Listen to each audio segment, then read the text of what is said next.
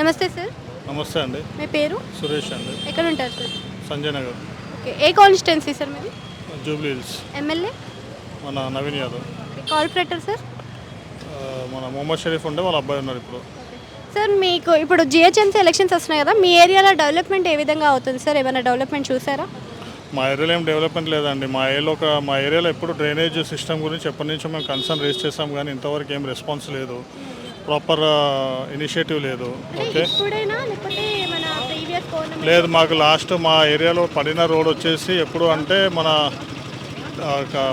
Last PJR ఉన్నప్పుడు పడిన రోడ్లు తప్ప ఇప్పుడు మళ్ళీ మాకు రోడ్లు లేదు. డ్రైనేజ్ కూడా సరిగా లేదు. ఎప్పుడు నిండిపోతూనే ఉంటాయి, పిల్లలకి ఇబ్బందులు అవుతూనే ఉంటాయి, ఫీవర్ వస్తూనే ఉంటుంది.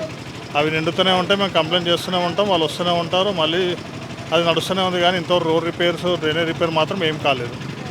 అంటే ఈ కంప్లైంట్ ఇచ్చినప్పుడు వాళ్ళ రెస్పాన్స్ ఎలా ఉంది సార్? ఏముందండి, కంప్లైంట్ ఇస్తే వస్తారు, ఒక 3-4 రోజుల తర్వాత చేస్తారు, వెళ్తారు. వాళ్ళు చెప్పడం ఏంటంటే పైపులు మార్చుకోండి అంటారు. పైపులు మార్చుకోవడం మన వల్ల కాదు కదా, గవర్నమెంట్ ఇనిషియేటివ్ తీసుకొని వాళ్ళు మారుస్తే మనకైనా ఇబ్బంది ఉండదు.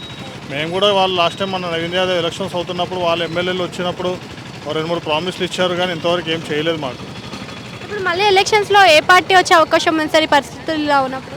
ఇలా ఉంటే మాత్రం పక్కా జనాలందరూ ఆల్టర్నేట్ గవర్నమెంట్కి వేయడం తప్ప, alternate government nothing but TRS దాన్ని ప్రిఫర్ చేస్తారు, కానీ రెగ్యులర్గా ఉండే గవర్నమెంట్ ప్రిఫర్ చేయరు. అది కామన్ థింగ్.